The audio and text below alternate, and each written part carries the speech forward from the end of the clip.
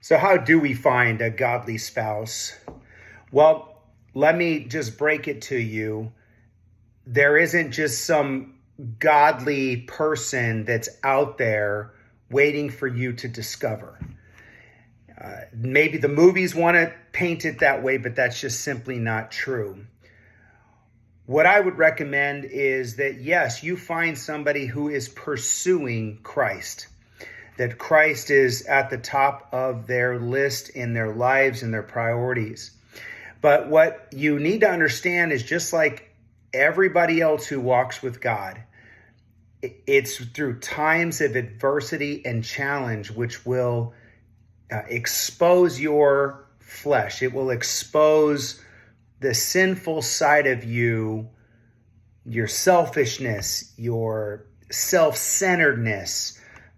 Maybe you feel like you never had an anger problem, and when you get married and have children, all of a sudden you have this very difficult to control outbursts of anger and rage.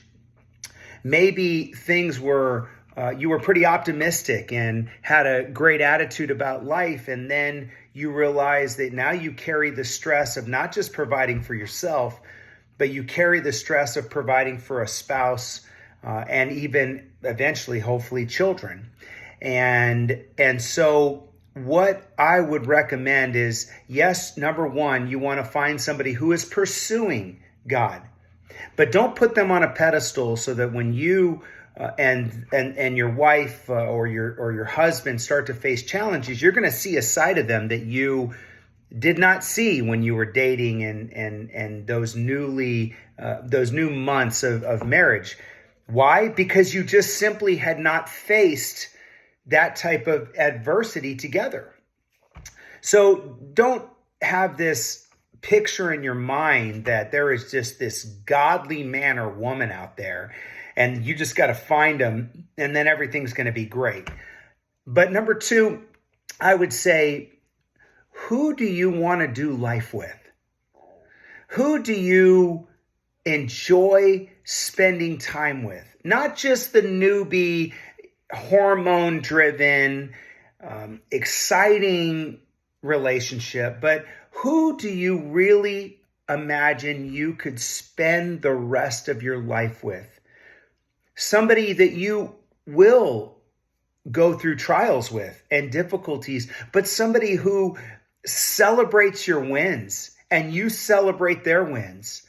Somebody who is your companion and because you know what? The fact is, if you live long enough and you're married long enough, you're going to have to deal with death together, death of family members, death of friends, death of other people. So that's a challenging time. You're going to have to deal with financial struggles together. So you're either battling against each other or you're united with each other in it. You're going to have to deal with career issues. When you start having kids, you're going to have to start dealing with challenges of disobedient children.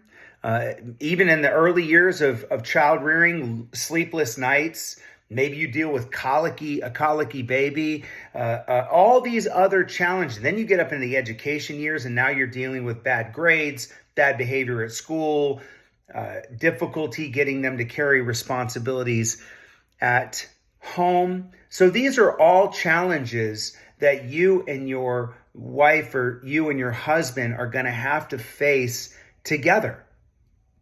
And instead of pointing fingers at each other as you're the problem or no, you're the problem, we, in unity as a married couple, say we need to come up with a solution for the problem. And it's not one or the other. So those are things, again, look for somebody who is pursuing Christ, but also look for somebody that you want to do life with. And maybe you need to step back and try to push off your feelings and emotions at the moments, those butterflies that you feel, and say, okay, what's this person's character like? Are they humble? Do they take ownership when they make a mistake and they sin? Are they compassionate? Are they somebody who at their character is honest? Because those are key characteristics that will feed into a long, enduring marriage. And you know what? Marriage isn't always happy. That's another lie that the movies state. I mean, I don't always feel happy, but I choose to love my bride. I choose to love her, even when at times we completely disagree and our communication is missing. I mean, we are just missing. I say something, it misses. She says something, it misses. But one thing I will say is that even though we've had very challenging seasons, times where you're thinking, I just never thought that marriage could be this hard.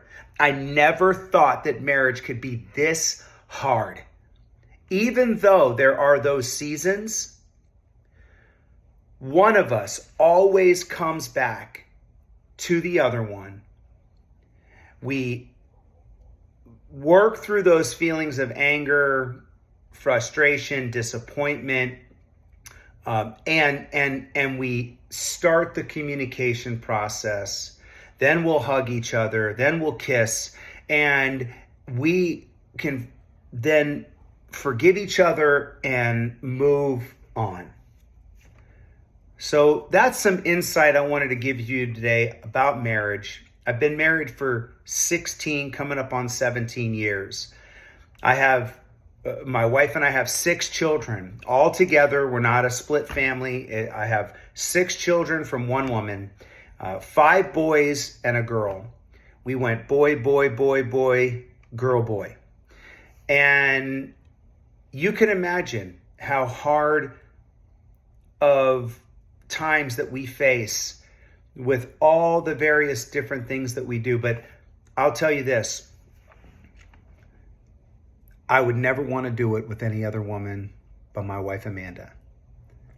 I would never want to face the good, the joyful, the amazing, the praiseworthy, as well as the struggles, the trials, the difficulties, and so forth. I'd never want to face those things with any other woman than my wife, Amanda. So I hope this helps you in your mindset when you're looking at a potential spouse. Blessings.